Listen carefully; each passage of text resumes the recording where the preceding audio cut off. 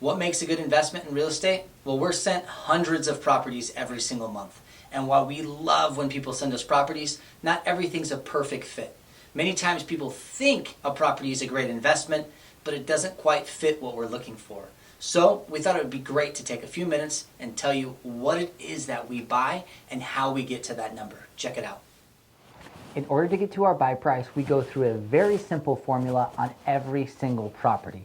You don't have to memorize this because we go through it for you, but just in case you're wondering how we get to our numbers, this is it.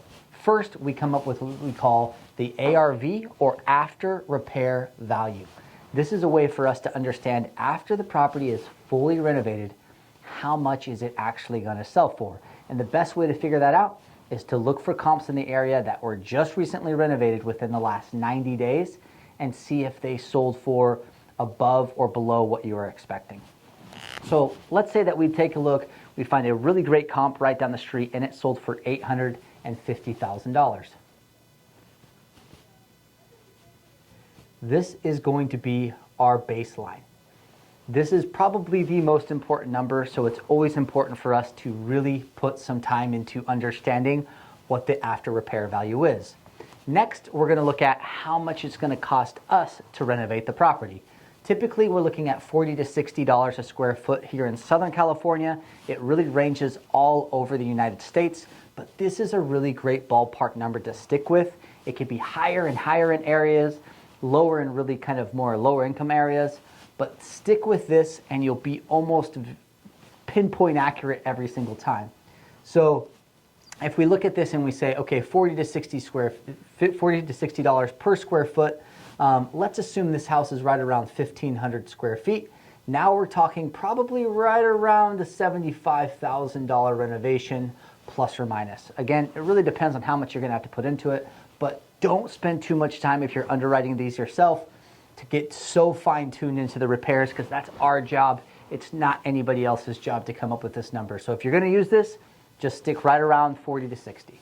Closing cost, 1.5% of the 850. So after we go to sell the property, we still have to pay title fees, we have to pay escrow fees, we have to pay transfer tax fees. Many times people forget about all those little nuanced costs that go into things, but we're going to be stuck paying that 1.5%. Sometimes it's a little higher because we're offering to pay both closing costs, but let's stick with that 1.5% because that's the standard for what we see. So that puts us right around another 15,000. And I'm going to round these numbers out just for simple math to make it very, very digestible and very easy to understand. Next, we have agent commission on the back end. And if you're not familiar with real estate, when you actually sell a property, you're required to pay not only the agent that's representing you as the seller, but typically also responsible for the buyer's agent commission. Right now, it really fluctuates in the market, also depending on where you're at in the US. But right now, you're seeing about an average of 2.5%. So it's a total of 5% for both sides. 2.5 for the listing agent, 2.5 for the buyer's agent. So that's going to put us right around 42,000 in commissions.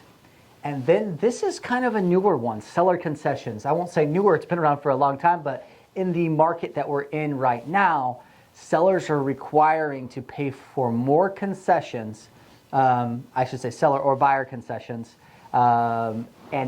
because of the fact that rates are so high. Rates are high, so sometimes you're having to pay for a buy down or you're having to pay for some closing costs just to be able to get a buyer into the property. So buyer-seller concessions, we're seriously seeing that close to 1 to 2%, which is wild, but it has to be something that we account for. So again, that's probably right around $16,000, most likely in a rate buy down currently. And then of course, we have to factor in some profit. There's a lot of things that go into this on our side. There's a lot of risk that's embedded.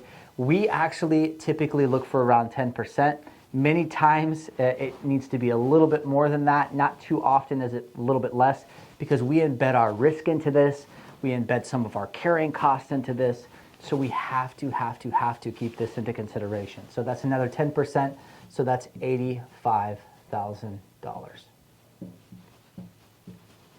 So this is exactly how we back out our numbers. We start at the 850 minus 75,000 minus 15,000 minus 42,000 minus 16,000 minus 85,000, and that will get us to our final buy price. So many times when people look through tax records and they see what a property was bought for and what it was sold for from a flipper, they obviously think, oh wow, they bought it for 800 and they sold it for $1 million, so they made 200,000. They forget to take into consideration all of the other things outside of a renovation. So there's a lot that goes into buying and selling real estate. Unlike flipping any other products, there's a lot of commissions, a lot of concessions, a lot of closing costs and regulations that go into it. It's very time consuming.